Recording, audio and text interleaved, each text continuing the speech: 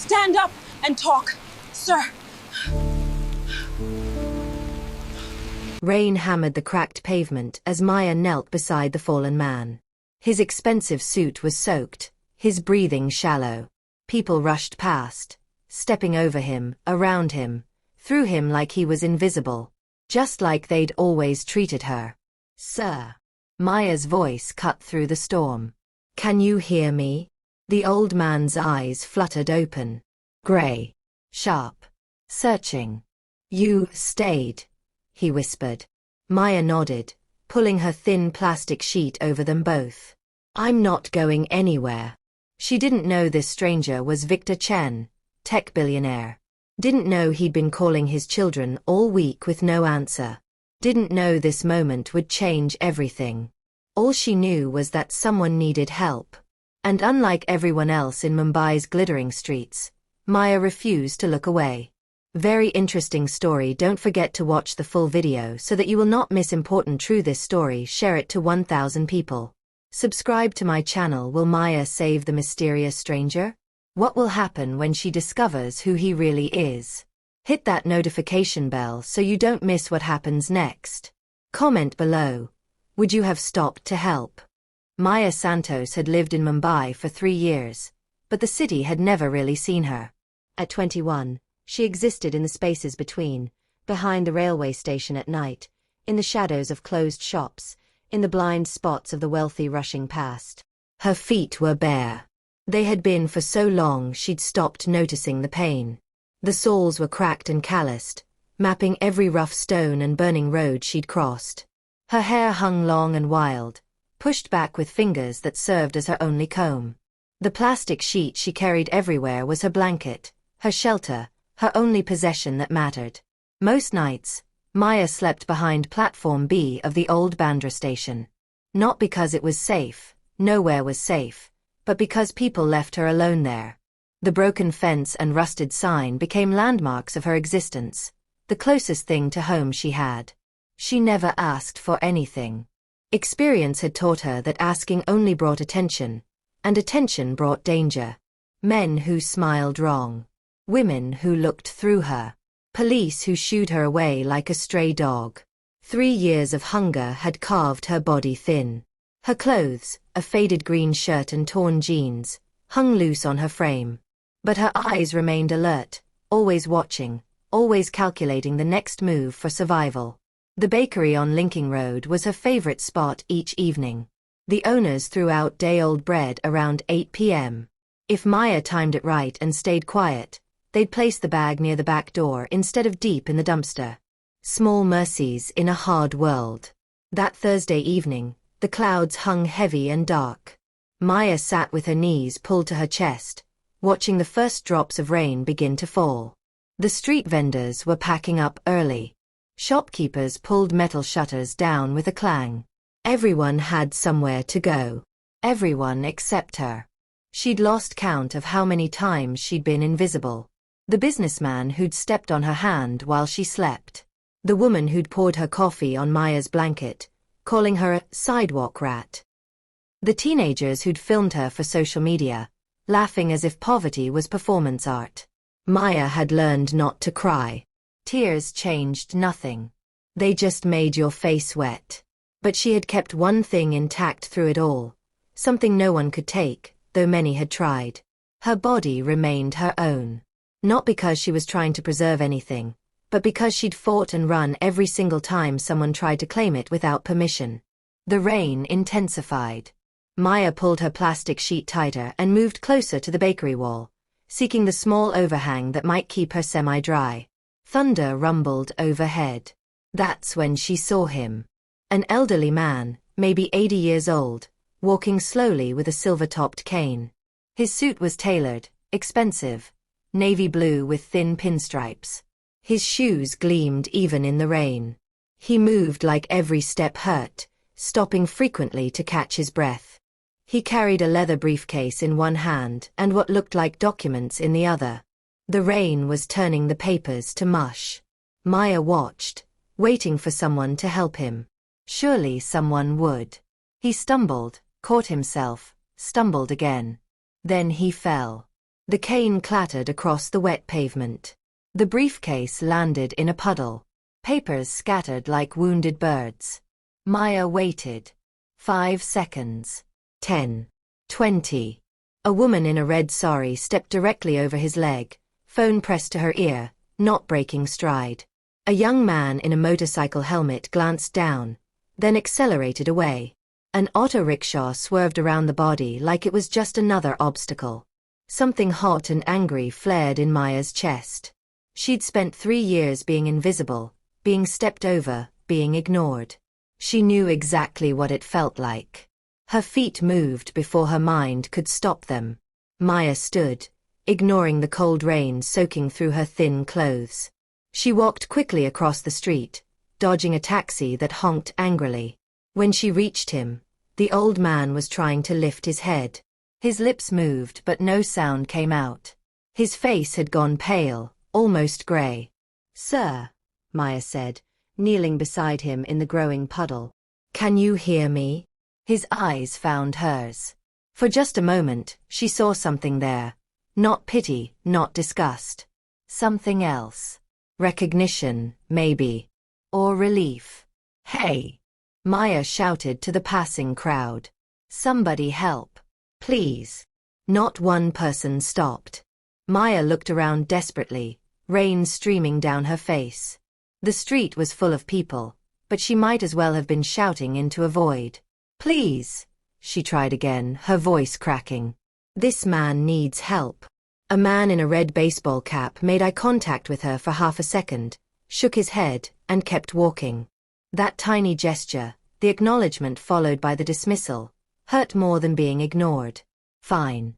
She'd do this herself. Maya slipped her arms under the old man's shoulders. He wasn't heavy, all expensive suit and thin bones, but he was deadweight. She pulled, her bare feet sliding on the wet pavement. Once. Twice. Slowly, painfully, she dragged him toward the covered area beside the bakery wall. It wasn't much, a small alcove that smelled like cooking oil and garbage, but at least it was dry. She positioned him carefully, trying not to bump his head, then knelt beside him and placed his head gently on her lap. His breathing was so shallow she had to watch his chest closely to see if it moved at all. "Don't die," Maya whispered, rubbing his chest with her cold hands, trying to generate warmth. "Please don't die on me." She didn't know why she cared so much. Maybe because he reminded her of someone, though she couldn't remember who. Maybe because if he died here, with only her beside him, it would feel like her own death. Another invisible person gone from the world with no one to mark their passing. Maya spread her plastic sheet over both of them. Then, remembering the stray dog she'd sometimes huddled with on the coldest nights, she lay down beside him and pressed close, sharing what little body heat she had. She didn't sleep. She listened to his breathing, each ragged inhale, each shaky exhale, and to the rain hammering the streets. She watched the shadows of people passing by the alley entrance, none of them looking in. Hours passed. The rain eventually softened to a drizzle, then stopped. The sky remained gray as dawn approached. Maya's body ached from lying on concrete, but she didn't move. Then she felt it. The man's breathing had changed. Stronger. More regular. She sat up quickly and looked at his face. His eyes were open. "You're awake," Maya breathed, relief flooding through her. He blinked slowly, focusing on her face. When he spoke, his voice was hoarse but clear. "You didn't leave?" Maya shook her head. "You didn't take my wallet?" "I didn't know you had one." His lips curved into the smallest smile. "Who are you?" "I'm nobody," Maya said automatically. "Just someone who saw you fall." The old man studied her for a long moment. His eyes were gray like storm clouds, sharp despite his age. "You stayed," he said again, like he was trying to understand a foreign language. Maya nodded. "You could have walked away. So could everyone else." He made a sound that might have been a laugh, but it turned into a cough. Maya helped him sit up, supporting his back against the wall. "You need a doctor," Maya said. "Should I call someone?" He waved his hand dismissively. I've had worse. She looked at his clothes properly for the first time. The suit was Armani. She'd seen enough rich people to recognize the brand. His watch looked like it cost more than she'd seen in her entire life. Even his cufflinks were probably worth a month's rent for normal people. Why were you out here alone? Maya asked. He didn't answer. Instead he asked, "What's your name?" Maya. That means illusion in Sanskrit, he said softly. Not in Mumbai, Maya muttered. Here it just means another street kid. He studied her face more carefully. Maya, I think you just saved my life. She didn't know what to say to that. I'm Victor, he said. Victor Chen. Maya blinked. The name sounded familiar. Very familiar. Where had she heard it? Wait, she said slowly. Are you the man who owns? He nodded before she could finish. Maya's stomach dropped. Victor Chen. The tech billionaire. The man whose face was on magazines in every bookstore. The founder of TechVision Systems, one of the biggest software companies in Asia. I didn't help you because of that, Maya said quickly, almost defensively. I didn't know. I know, Victor interrupted, taking her hand. His was cold but steady now. That's exactly why I'm going to ask you something. Maya frowned. Ask me what? A favor, he said. Or rather, a wish. A wish. My last one, Victor said, his grey eyes locking onto hers. And I want you to help me fulfill it. Maya froze. She didn't move, didn't blink, just stared at Victor Chen like he'd spoken in a language she'd never heard before. Your last wish? She asked carefully, her voice barely above a whisper. Victor nodded, still holding her hand. Maya frowned. Why me? He smiled faintly, leaning back against the bakery wall. His expensive suit was still damp, but he didn't seem to care anymore. Because you could have walked away, and you didn't. That doesn't mean I can help you. It means more than you think. Maya lowered her eyes. Her fingers tightened around the thin plastic sheet still covering them both. I don't have anything, sir. I sleep behind buildings. I beg for food. I don't even have shoes. You have something no one around me has, Victor said softly. Kindness. A real heart. Maya looked at him again, searching his face for deception, for mockery, for whatever game rich people played. But she found none of it. Just exhaustion and something that looked like hope. What is your wish? She asked. Victor didn't answer right away. He coughed a little and reached for his cane lying beside him. I'll tell you. But not here. Not in the cold. You need food. Warmth. So do I.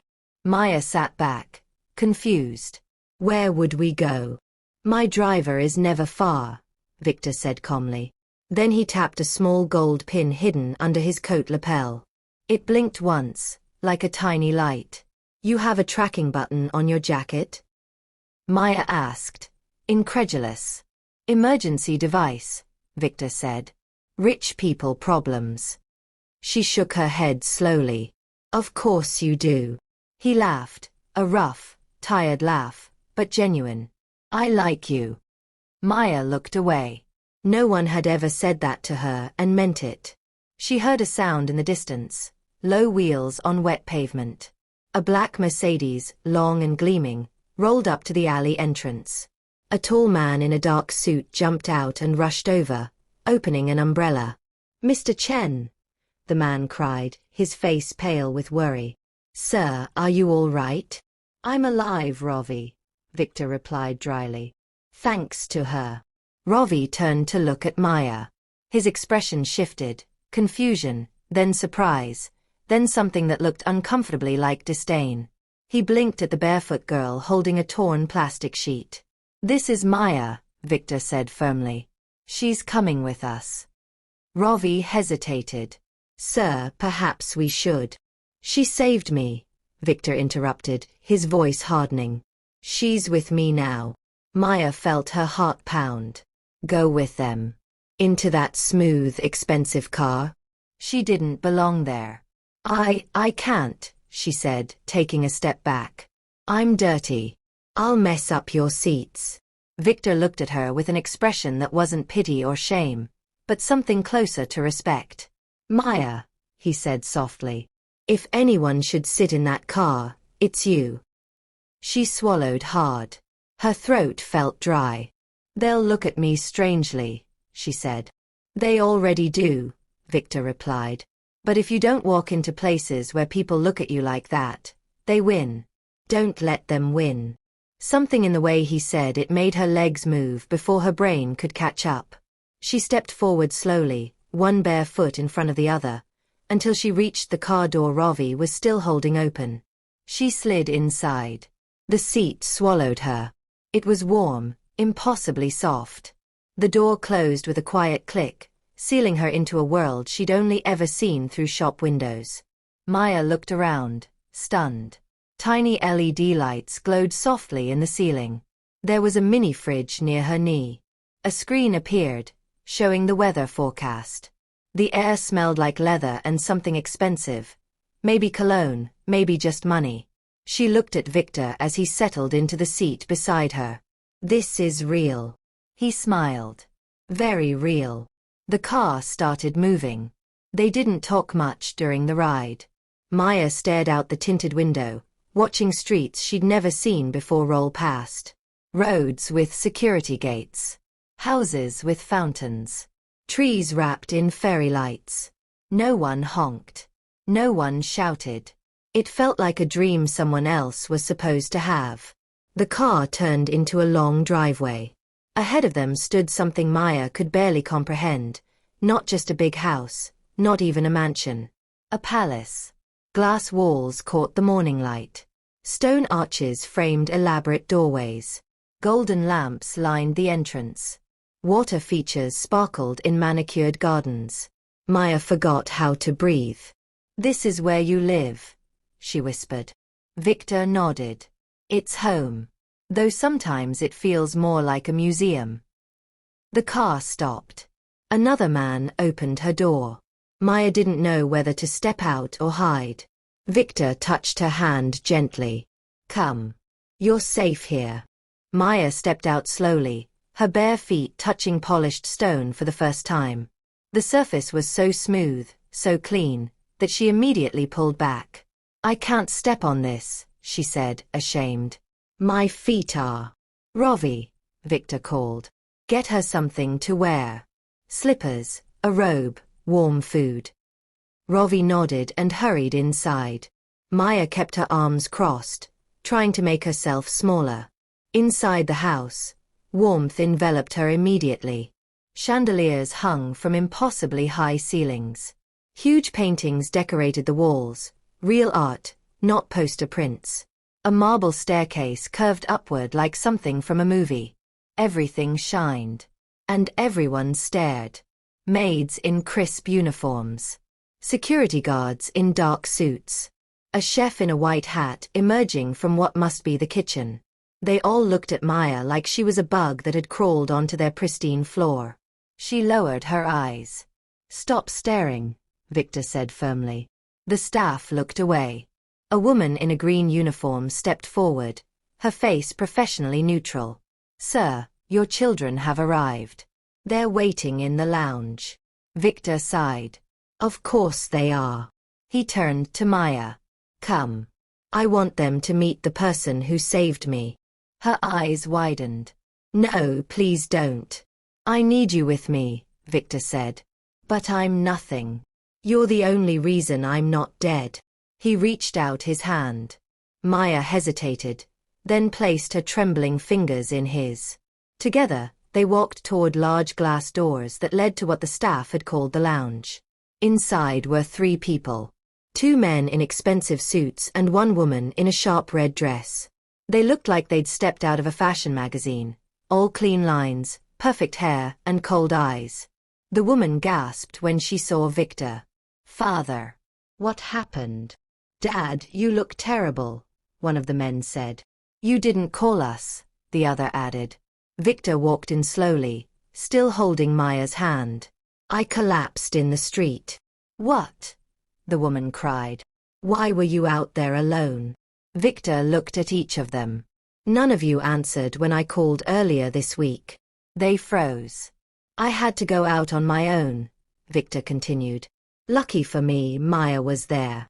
All three stared at Maya. The man in the grey suit raised an eyebrow. The woman's smile looked painted on. Maya saved my life, Victor said. That's nice, the woman said carefully. Maya felt their judgment like heat on her skin. She dragged me to shelter, Victor continued. Sat beside me in the rain. Didn't take a single thing from my pockets. She stayed. How noble, the other man murmured. The woman stepped closer to Maya, looking her up and down like she was inspecting a questionable purchase. And where did you find her, exactly? I didn't, Victor said.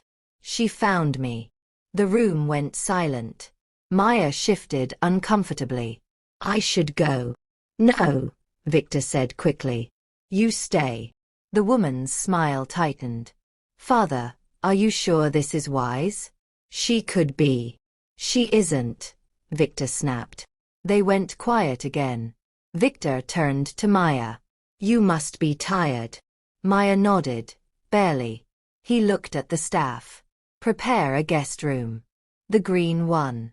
Find her clothes, food, medical care, anything she needs. Yes, sir, a maid replied. Maya's lips parted. But I'm not a guest. You are now, Victor said firmly. The green room was larger than any space Maya had ever been in. The bed looked like a cloud wrapped in silk. The floor was so clean she felt guilty standing on it. There was a bathtub the size of a swimming pool and towels softer than anything she'd ever touched. She sat on the edge of the bed, overwhelmed. A nurse came in, a kind-faced woman who gently cleaned Maya's wounds, wrapped her cracked toes in soft bandages, and helped her into a plush robe. Another staff member brought food. Real food. Rice with vegetables, grilled chicken, fresh fruit, and a small glass of mango juice. Maya stared at the plate like it was made of gold. She ate slowly, carefully, like someone might snatch it away at any moment. Then she lay down on the bed and cried. Not loudly. Just quiet tears soaking into a pillow that smelled like lavender. She didn't know why she was crying. Relief, maybe. Fear. Confusion. All of it mixed together. A knock came at the door. Maya wiped her eyes quickly. Yes. Victor entered, leaning on his cane. I hope you're not too shocked. I don't understand any of this, Maya admitted. He nodded, walking toward the window. I was a fool, Maya. I built a world of gold but forgot to build a heart. She listened, unsure what to say. You reminded me that kindness still exists, Victor continued. Even in the dirt. Even barefoot in the rain. Maya looked down at her bandaged feet. He turned to her. I want to make you an offer. What kind of offer? Victor took a deep breath. I'm dying, Maya. Maya's eyes widened. No. It's true, Victor said quietly. The doctors say I have months. Maybe less. Maya felt her chest tighten. This man she'd just met, this stranger who'd somehow made her feel seen for the first time in years, he was dying. I don't want to leave this world with regrets, Victor continued. I have one final wish, and I want you to be the one to help me fulfill it. She stood slowly. Why me? Because I believe you were sent for this. Maya shook her head. But I don't know anything. I don't belong in this world. You know how to care, Victor said. That's more than enough.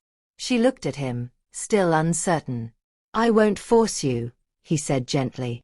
You can leave. I'll make sure you're safe, fed, clothed. But if you say yes, you'll help me do something no one else can. Maya swallowed hard. Will it hurt? Not in the way you think. She looked into his eyes. They were tired but honest. Real. She took a deep breath. Okay, she said. I'll help. Victor smiled, a slow, grateful smile. Then let's begin. The next morning, Maya stood by the window as sunlight filled the green room. She hadn't really slept. Every time she closed her eyes, she felt like she didn't belong in the bed. It was too soft, too clean. It reminded her of a life that wasn't hers. A knock came at the door, followed by a voice. "Miss Maya. Mr. Chen asked me to help you get dressed." Maya opened the door. A stern-looking maid stood there, her face unreadable. "Breakfast is in the East Garden," the maid said. "Mr. Chen wants you there." Maya looked down at the soft robe she wore. "This is fine. I don't need anything fancy." The maid's expression didn't change. "Guests in this house don't eat in robes." "I'm not a guest," Maya whispered. The maid didn't respond. She walked to the closet and pulled out a simple light blue dress. Arms up. Reluctantly, Maya raised her arms and let the maid help her into the dress. It felt strange, warm, clean, new. When the maid led her to a mirror, Maya almost didn't recognize herself. The girl in the mirror didn't look homeless. She looked real. "Come," the maid said. "He's waiting." The East Garden was breathtaking. Flowers of every color bloomed on both sides of a stone path. Butterflies danced in the morning air. A fountain bubbled peacefully at the center. Under a white umbrella sat Victor, reading a newspaper and wearing a soft sweater. On the table beside him were 2 steaming cups and a plate of toast. He looked up and smiled. "There you are. Come sit." Maya walked slowly to the table, her eyes on the ground. "You look beautiful," Victor said. Maya almost laughed. "I look like a stranger to myself." "Sometimes we don't see who we really are until someone cleans the dirt off," Victor replied. She sat quietly. He poured her tea. "This is chamomile," he said. "It helps with nerves." "I don't even know how to drink tea properly," Maya murmured. He chuckled. "There's no rule book. Just sip." Maya brought the cup to her lips. It smelled sweet, and the warmth felt good in her hands. "I need to explain something," Victor said, placing his cup down. "About this house. About my world." She looked at him. He leaned forward. "There are people here who won't like you." Maya looked down. "I know. They'll talk. Whisper. Watch every step you take. They'll try to break your spirit. I'm used to it."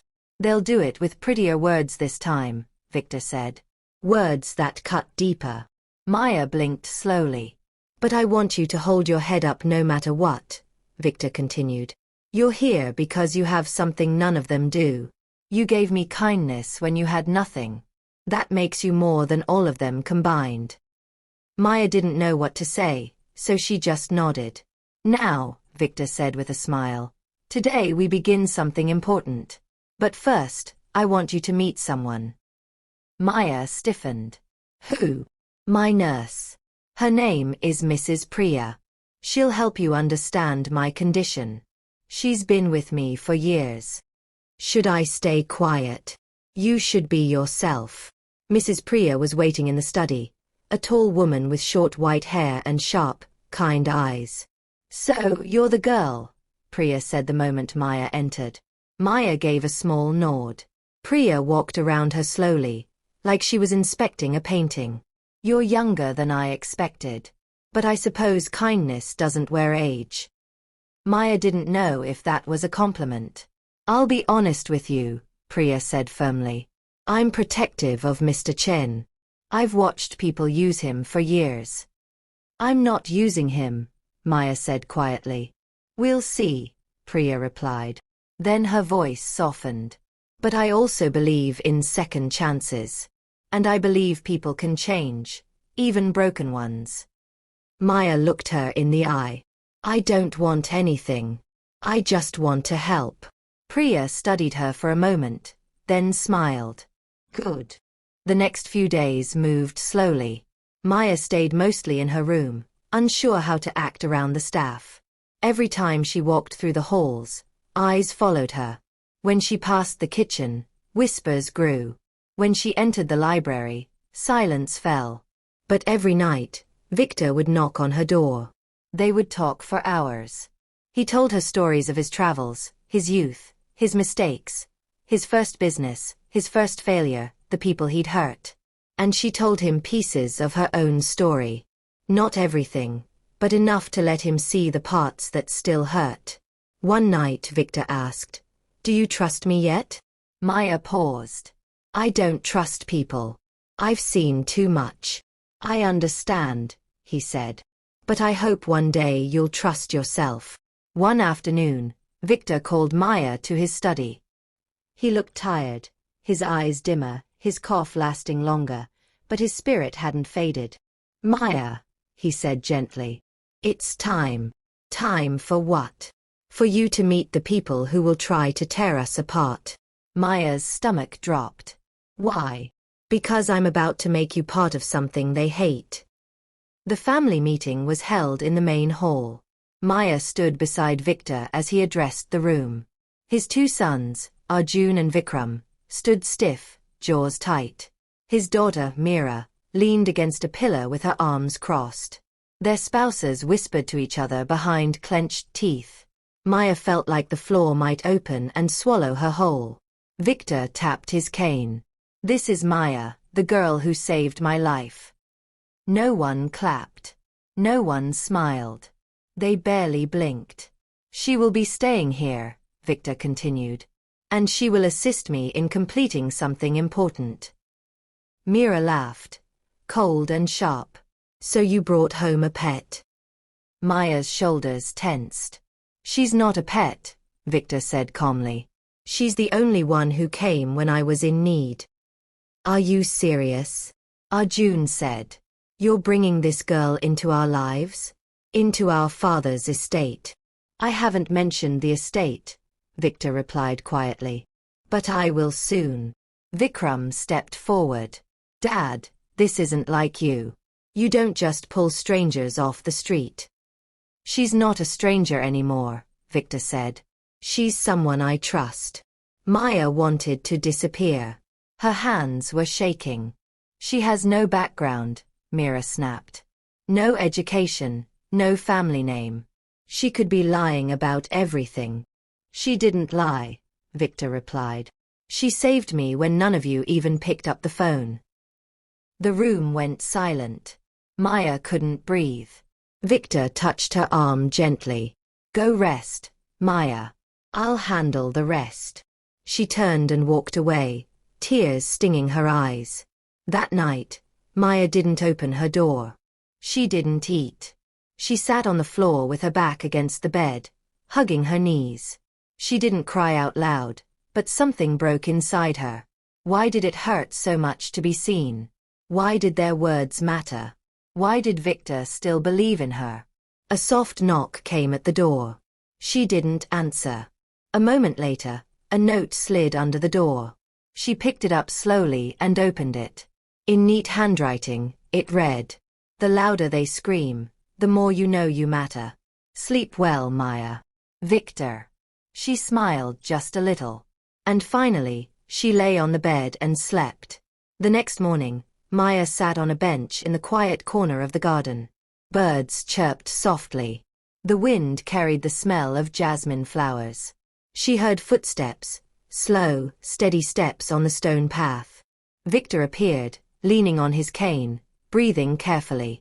He looked tired but was smiling. "You're up early," he said gently. "I couldn't sleep," Maya replied. He nodded. "Neither could I." He sat beside her and pulled something from his coat, a folded piece of paper, yellowed at the edges. "What's that?" Maya asked softly. "My regrets," Victor said. Maya turned to him, confused. "Your what?" "My list," he said, unfolding it carefully. "Things I need to do before I go." She stared at the paper in his hands. His fingers shook slightly as he opened it fully. "I made this list years ago," Victor continued. "But I never had the courage to face it. I kept saying I'd do it tomorrow. But tomorrow kept running away." Maya didn't speak. She just watched. "There are 5 things on this list," he said. 5 wishes. 5 truths I must face before I leave this world. Maya swallowed. And you want me to help you? He looked at her. Yes. Why? Because you're the only one who's seen me at my weakest, Victor said. And instead of running, you stayed. Maya looked down. He held the paper out to her. Read it. She took the list with both hands, careful not to tear it. Her eyes moved slowly across the page. The handwriting was neat but fading. Apologize to the man I betrayed, return the land I stole, speak to the woman I hurt most, give away what I can't take with metal, the truth to the one who deserves it. Maya looked up. This is deep. Victor smiled weakly. That's why I ran from it for so long. Where do we start? Maya asked, still holding the delicate paper. With the hardest one, Victor said. Maya glanced down. Number 3. The woman you hurt most. He nodded slowly. What happened? Maya asked quietly. Her name is Anjali, Victor said. She loved me when I was still nothing. Before the money, before the companies, before the houses. What happened? I left her, he said simply. For money. For power. For everything I thought I needed. Maya looked at him, unsure what to say. I want to tell her I'm sorry, Victor whispered. Face to face. No lawyers. No guards. Just me. Maya took a deep breath. Do you know where she is? He nodded. Last I heard, she's living in a small village about 2 hours from here. Then we'll go, Maya said. He raised an eyebrow. Just like that. She nodded. You saved me from the streets. The least I can do is help you face a memory. Later that day, the car was packed. Ravi opened the back door and Victor stepped in slowly, his cane trembling in his grip. His legs didn't move like they used to. Maya followed, holding a small brown bag with water, snacks, and the folded list tucked safely inside. As the car pulled out of the mansion gates, Victor looked out the window. I haven't been outside the city in 10 years. Why not? Maya asked. Because the city hides things, he said. The silence of the village makes them loud again. Maya understood. In the village, every sound meant something. Every memory had a place to sit. She looked at him. Are you scared? He didn't answer right away. Then he said, yes. Maya smiled gently. Then let's be scared together. The car pulled into a quiet road lined with trees and small homes. Chickens ran across the path. Children played with sticks in the dirt. Women sat under trees peeling vegetables. It was nothing like the mansion. Life had slowed down here. This is it, Victor said, peering out the window. Ravi parked the car and opened the door. Maya stepped out and felt the earth under her feet. Real earth, not polished stone. The breeze smelled like smoke, wood, and fresh leaves. Victor looked around. She lives in the 3rd house on the left. The one with the red gate. Maya stared at it. It was a simple home, faded paint, flowers in clay pots, a small wooden chair by the door. She turned to him. Are you ready? No, he whispered. But I'm going anyway. She held his arm as they walked together toward the house. Each step felt like walking through memory. When they reached the gate, Maya knocked. Nothing. She knocked again. Then slowly, the door opened. An old woman stepped out. She had gray hair tied in a colorful scarf. Her skin was dark and wrinkled, but her eyes were sharp and clear. She looked at Victor. Her mouth opened slightly. Victor? She asked, voice uncertain. He nodded. Anjali. She didn't move. Didn't speak. Just stared. I'm sorry, Victor said, voice breaking. I know it's been years.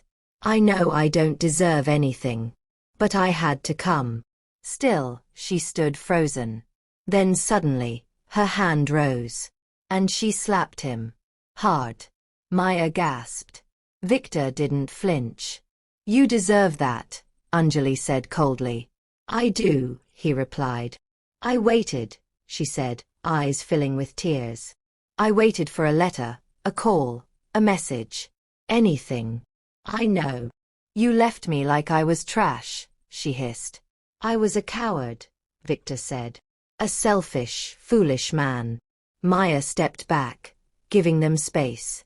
I didn't come to fix anything, Victor said softly. I just wanted to say sorry. Face to face. Before I go. Anjali stared at him. Before you go? He nodded. I'm dying. Silence. Anjali's shoulders dropped. She looked at Maya, then back at Victor. You're lucky I loved you once, she whispered. Then she opened the door wider. Come in. They sat inside for nearly an hour. Maya waited outside on a wooden bench. She heard voices, some low, some raised, then low again, then silence. When the door opened, Victor stepped out. His eyes were red. His hands shook more than before. Anjali followed, her face calm now. She looked at Maya. Take care of him. I will, Maya promised. Anjali nodded once, then went back inside. Victor walked slowly to the car. Once inside, he let out a long breath. You okay? Maya asked. I feel lighter, he said. She forgave you. He smiled sadly. She listened. That was enough. Maya held the list. 1 down. He nodded. 4 to go. That night, back at the mansion, Victor sat by the fireplace. Maya sat beside him, the list in her hand. Which one is next? She asked. He looked at the flames. Number 1. Apologize to the man I betrayed. Who is he? My best friend, Victor said. Or he used to be. What did you do? I took what was his, Victor said quietly. I stole his ideas. Became rich off his loss. Maya blinked slowly. Do you think he'll forgive you? I don't know, Victor said. But I have to try. Maya looked down at the paper. You're really doing this? He looked at her seriously. And I couldn't do it without you. She smiled. Then Victor reached into his pocket and pulled out something small, a tiny silver key.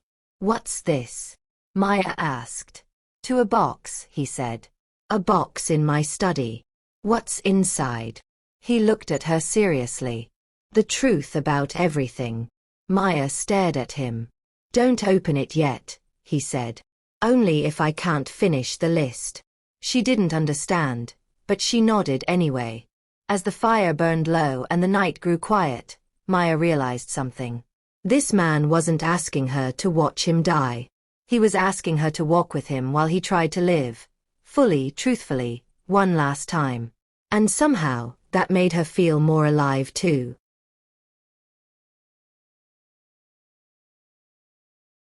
The next morning was heavy with anticipation. Maya woke early, dressed in a simple cotton kurta the staff had prepared for her, and found Victor already waiting in the study. He looked worse today. His skin was paler, his breathing more labored. But his eyes held determination. The man I betrayed, Victor began without preamble. His name is Rajesh Malhotra. We built TechVision together when we were young. Maya sat down across from him. What happened? Victor's jaw tightened. When the company started making real money, I got greedy. Little by little, a signature here, a document there, until one day I had the company and he had nothing. Did you ever tell him the truth? No, Victor said. I lied. Told him the board voted him out. Told him it was out of my hands. Maya felt a chill. But it wasn't. No. It was all me. Do you know where he is? Victor nodded. He left Mumbai years ago. Built a small tech school in Nashik. Lives simply. Teaches kids coding and computer science. Maya stood. Then let's go today. The road to Nashik was longer than the trip to Anjali's village. They left before noon.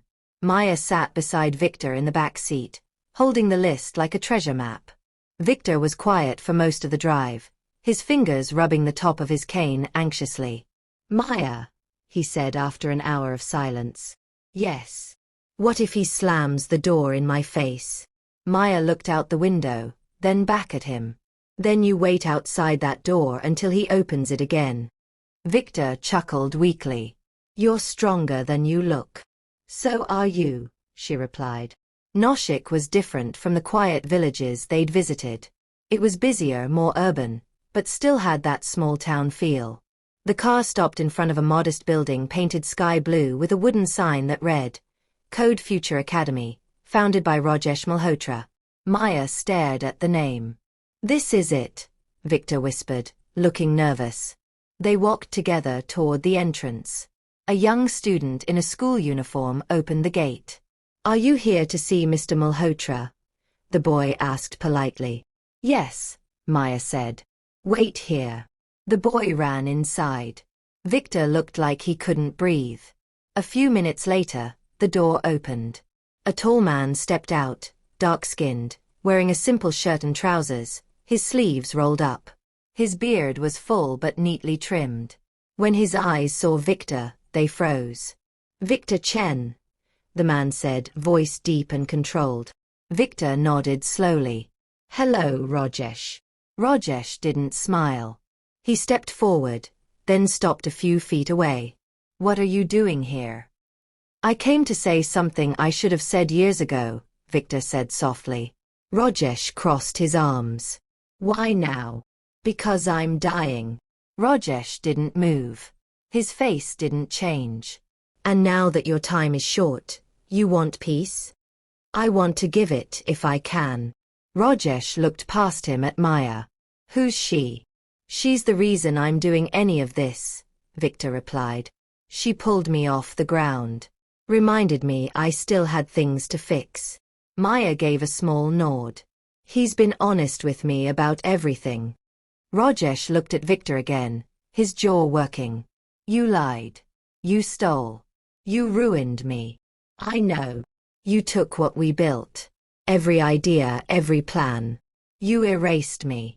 Victor swallowed hard. I hated myself for it. Not enough to stop, Rajesh said bitterly. I was a coward. Silence. Rajesh looked down at the ground, then back at Victor. I used to pray every night that you'd feel what I felt. The betrayal. The loss. The shame. I felt it, Victor said. But I buried it. I'm not asking for your forgiveness, Rajesh, Victor continued, his voice breaking. I just needed to say it to your face. You were right. I was wrong. And I'm sorry. Rajesh's jaw tightened. Then slowly, his shoulders dropped.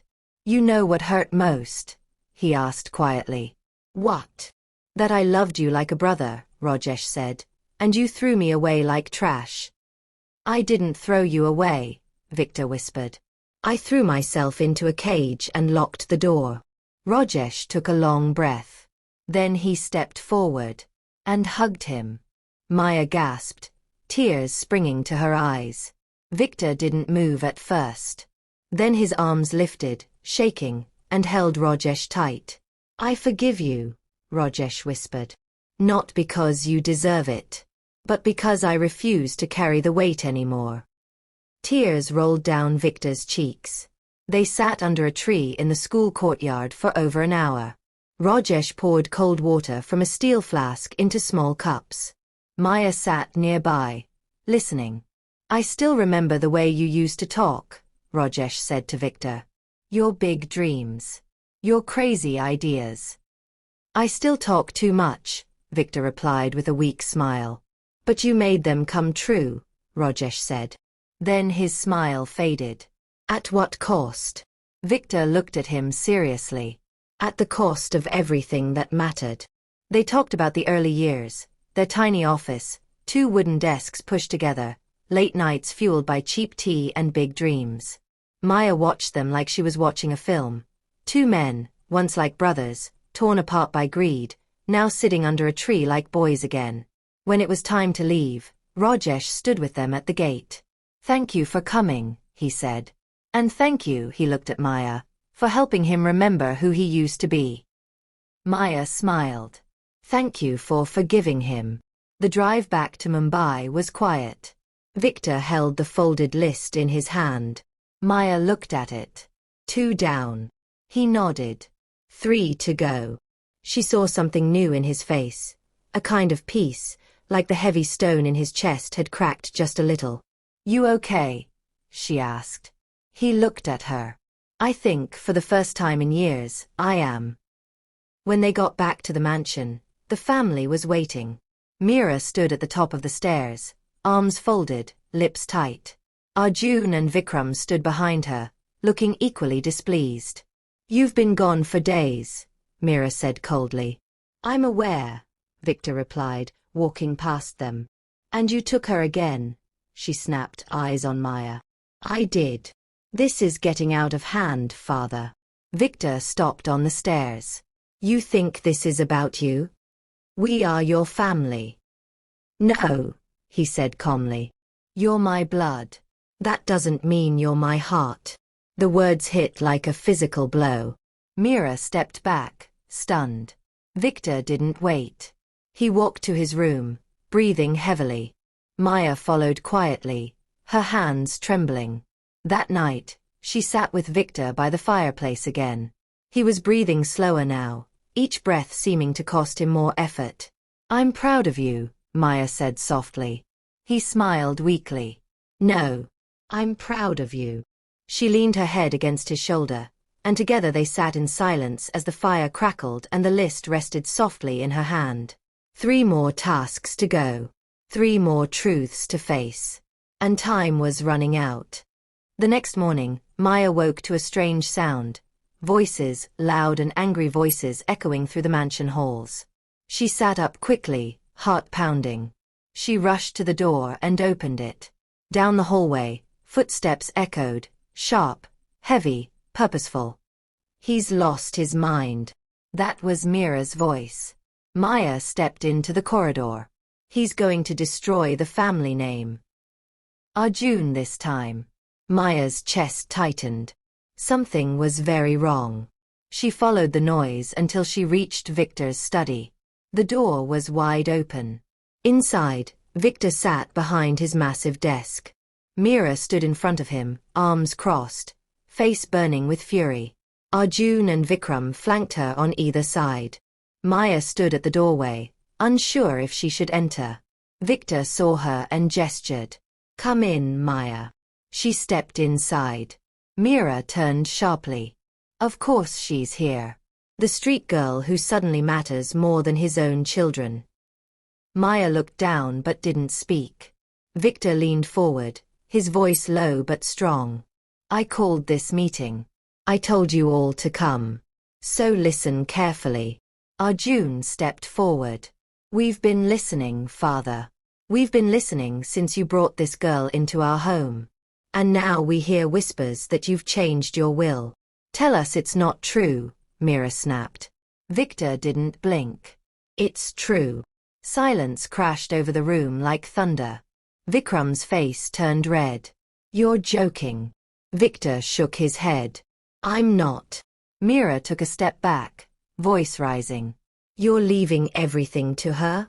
No, Victor said calmly. I'm not leaving everything to her. Arjun scoffed. Oh, thank God. I'm leaving something more important, Victor continued. I'm leaving her the right to carry out my last wishes. And the power to protect what matters most when I'm gone. Meera's mouth dropped open.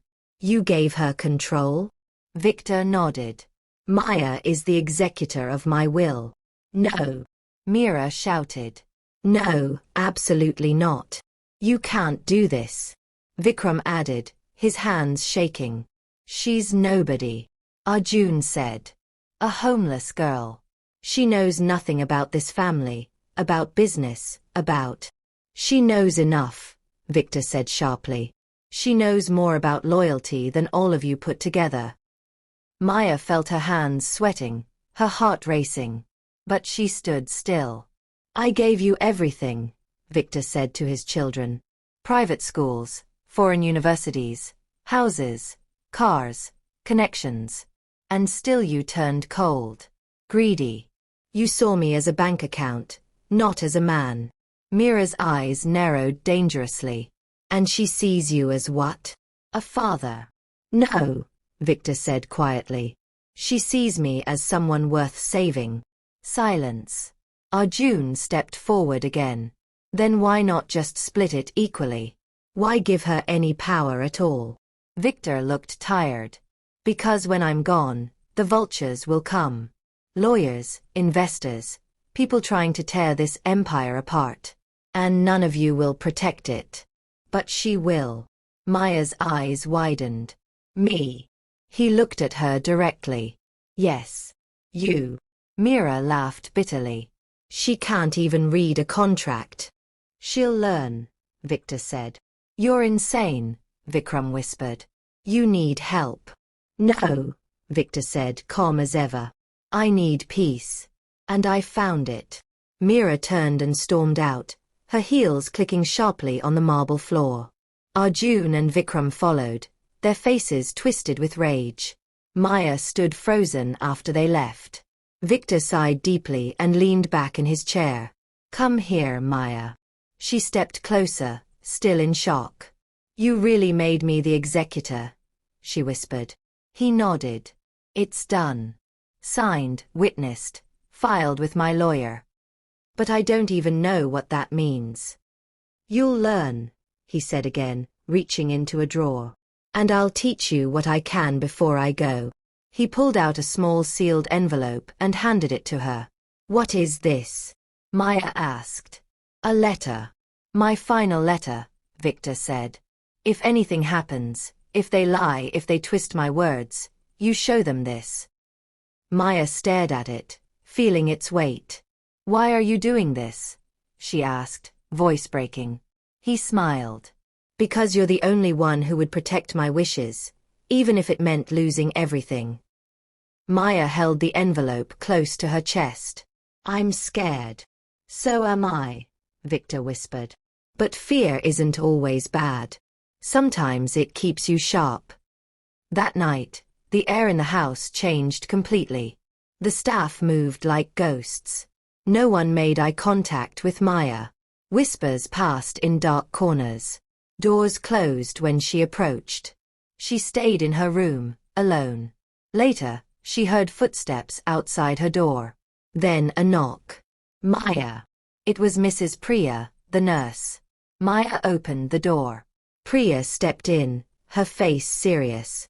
I heard what happened. Maya didn't speak. Are you ready for what comes next? Priya asked. No, Maya whispered honestly. Priya nodded. You don't have to be ready. You just have to be willing to stand. Maya sat on the bed. They'll try to destroy me. They'll try, Priya agreed. But I've seen worse than them fall. Maya looked up. Why do you care? Priya smiled sadly. Because I saw what you did for him. And I believe in second chances. Maya felt her chest tighten. Do you think I'm doing the right thing? Priya sat beside her. The right thing is rarely easy. But it's always worth it. The next day, Victor called Maya again. He looked weaker, his eyes dimmer, his voice softer, his hands trembling more. You need to take the box, he said. Maya's eyebrows pulled together. The one with the silver key? He nodded. It's time. She went to his study, unlocked the drawer with the tiny key he'd given her, and found a small metal box. It was heavier than she expected. She brought it to Victor's room and placed it on the bed. He opened it slowly. Inside were old letters, faded photographs, bank documents, USB drives. This, Victor said, holding up one of the drives, contains proof of everything I've done. Every deal, every betrayal, every gift, every truth. Maya swallowed. Why are you giving this to me? Because when the war starts, Victor said, you'll need it. She nodded slowly, understanding the weight of what he was entrusting to her. I also added something else, Victor said. A video.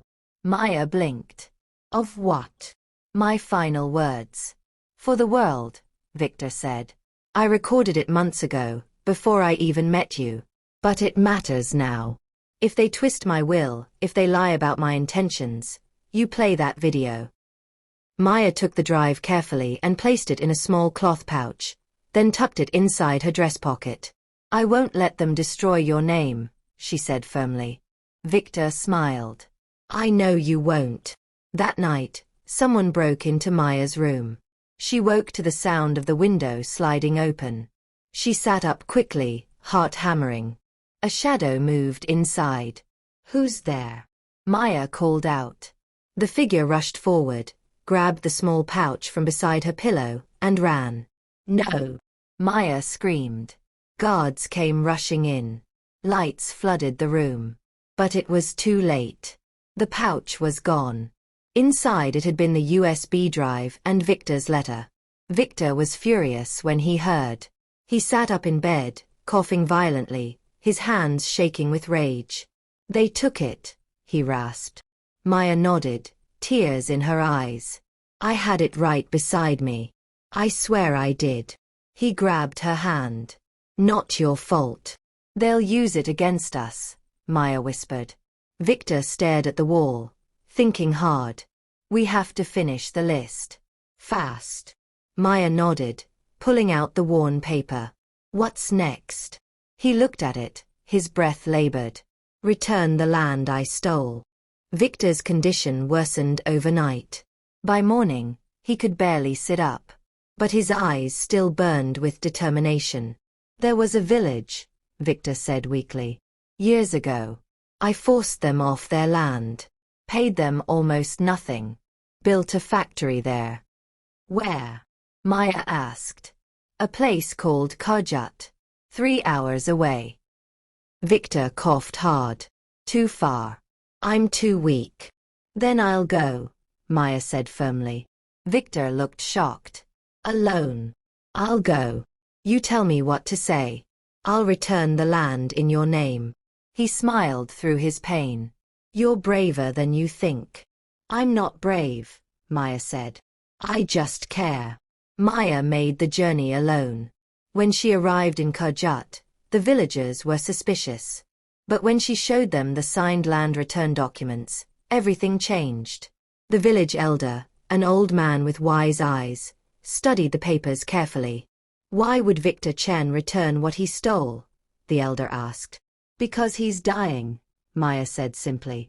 And he wants to die with a clear conscience.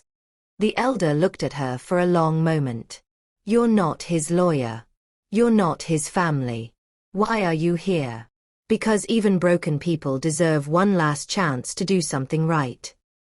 The elder nodded slowly. We accept. By the time Maya returned to the mansion, night had fallen.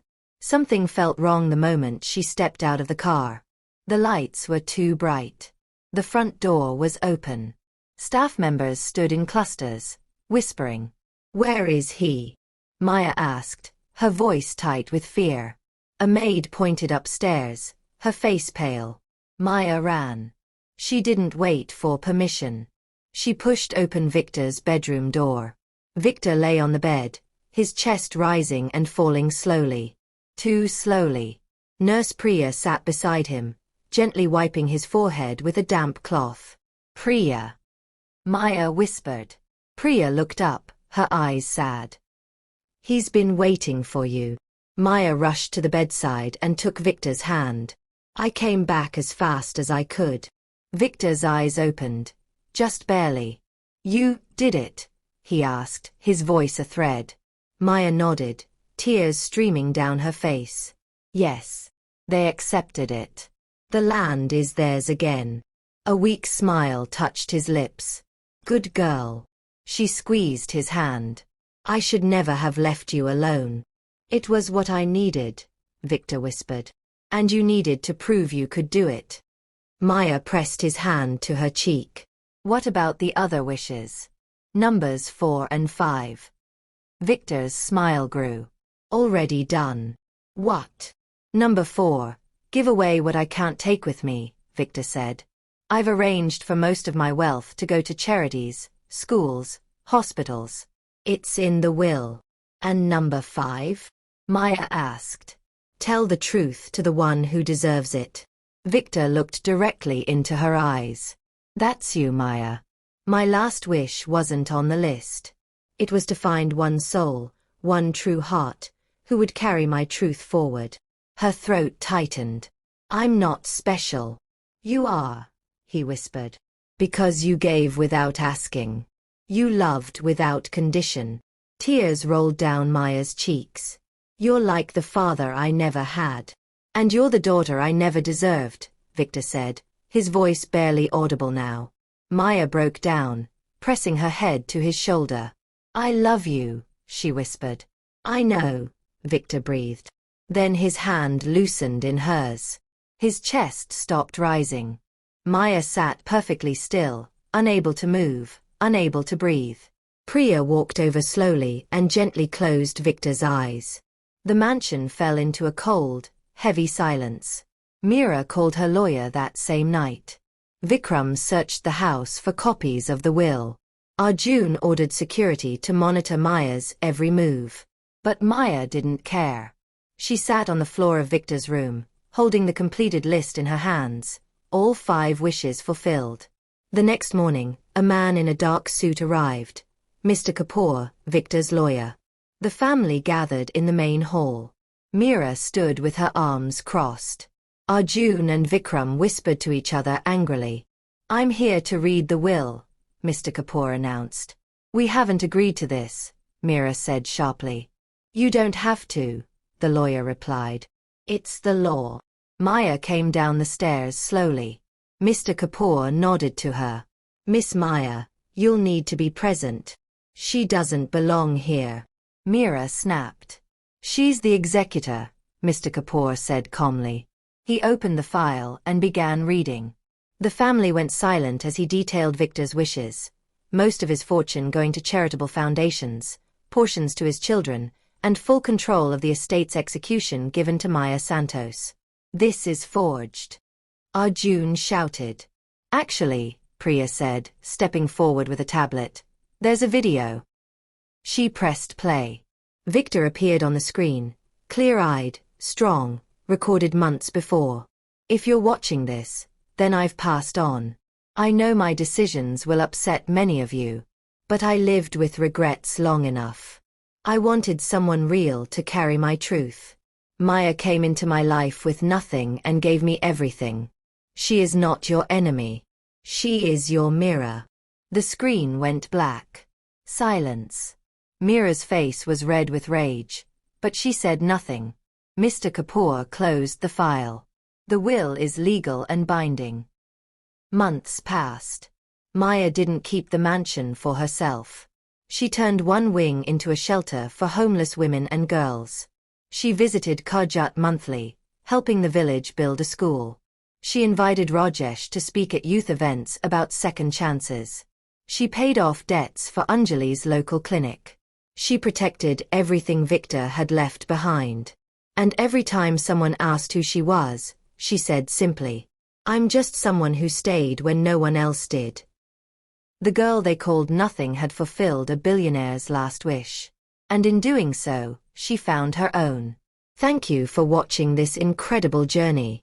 If this story touched your heart, smash that subscribe button and hit the bell icon. Share this video with someone who needs to hear it. Comment below. What was your favorite moment from Maya's story? And remember, sometimes the smallest act of kindness can change everything. Be someone's Maya today. See you in the next story.